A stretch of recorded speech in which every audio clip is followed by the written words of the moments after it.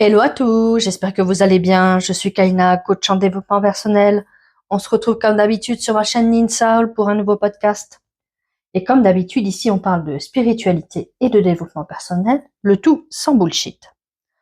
Et pour aujourd'hui, j'aimerais vous parler d'un mot qui est très souvent mal compris, la responsabilité.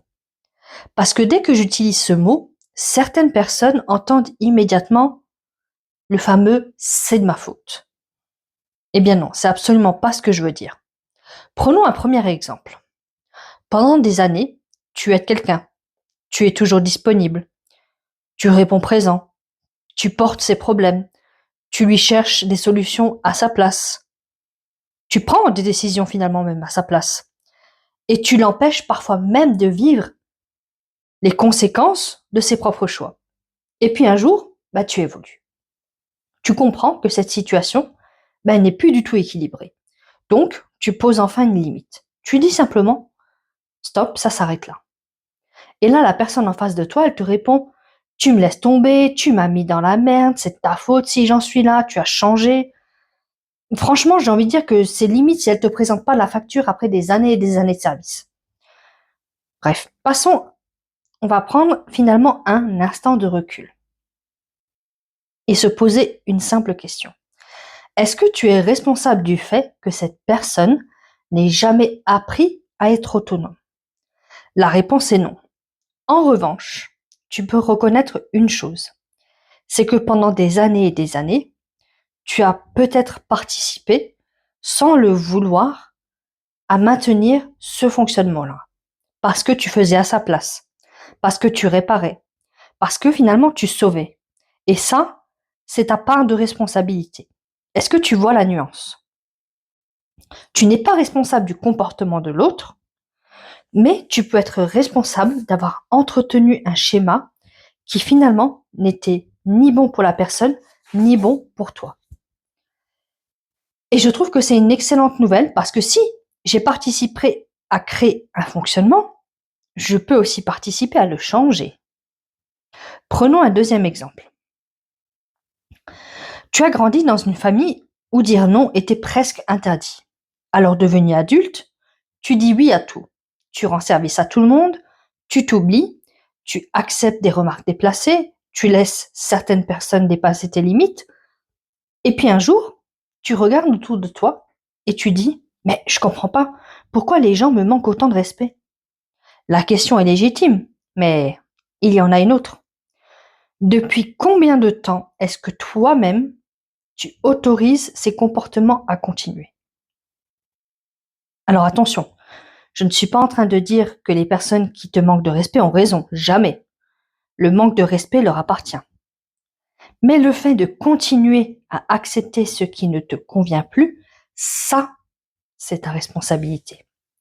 Et tu sais ce qui est intéressant? C'est que quand tu commences enfin à reprendre ta responsabilité, certaines personnes vont vouloir essayer de te redonner la leur. Et je trouve ça limite fascinant. Parce que tu vas entendre des phrases du style c'est de ta faute si j'en suis là, tu m'as laissé tomber, tu as changé. Avant, tu faisais toujours ça pour moi. Je te reconnais plus. Tu sais très bien que je n'y arrive pas finalement sans toi. Ou encore, si tu m'aimais vraiment, tu continuerais à m'aider. Franchement, on dirait parfois qu'au moment où tu poses enfin une limite, il y a certaines personnes qui t'envoient une sorte de facture émotionnelle. Mais pose-toi une question. Pourquoi cette personne te dit cela? Est-ce qu'elle cherche réellement une solution ou est-ce qu'elle cherche surtout à ne pas regarder sa propre responsabilité? Parce que reconnaître sa responsabilité, ça demande du courage. C'est beaucoup plus confortable de dire c'est toi qui m'as mis dans cette situation que de reconnaître écoute, pendant des années, je me suis reposée sur toi. Ou encore, je n'ai jamais appris à me débrouiller seule. Tu vois la différence? Et attention, je ne suis pas en train de dire que ces personnes sont forcément manipulatrices. Parfois, elles sont simplement perdues, voire même paniquées, parce que leur équilibre reposait sur toi. Même si cet équilibre-là, on est bien d'accord, était complètement déséquilibré.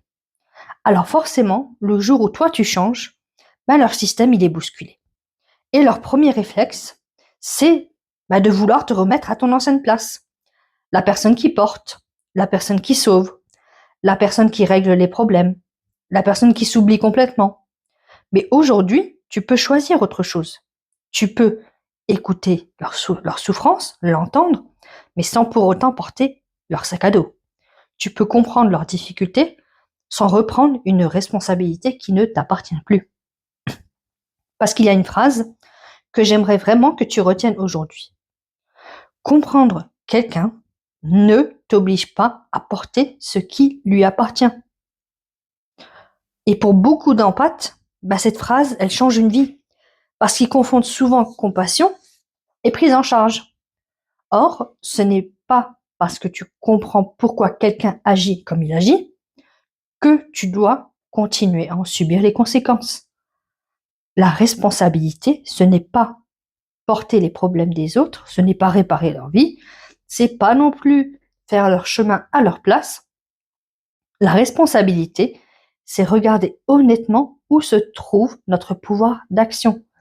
Par exemple, là où on a peut-être laissé durer un schéma, là où on n'a jamais posé une limite, là où nous avons continué à dire oui, alors que tout notre être criait non. Et la bonne nouvelle, c'est qu'à partir du moment où tu reprends cette part de responsabilité, tu reprends aussi ton pouvoir. Alors aujourd'hui, j'aimerais te laisser avec cette question. Dans quelle situation attends-tu encore que l'autre change? Alors que la première personne qui peut peut-être transformer cette dynamique, ça peut être toi. Parce que reprendre sa responsabilité, ce n'est pas dire tout est de ma faute, non. C'est dire à partir d'aujourd'hui, je choisis de ne plus alimenter ce qui me fait souffrir. Et ça, personne ne peut le faire finalement à ta place. Et si tu souhaites être accompagné pour identifier les schémas que tu reproduis, apprendre à poser des limites saines et reprendre pleinement ta place dans les relations, je serai ravie de t'accompagner, tu trouves mon lien en bio. Et rappelle-toi, reprendre sa responsabilité, ce n'est pas porter le poids du monde, c'est reprendre les clés de sa propre vie et laisser à chacun la responsabilité de porter les siennes. Si tu as aimé mon podcast, n'hésite pas à t'abonner à ma chaîne, à mettre un j'aime, un commentaire et en attendant, je te souhaite une excellente journée.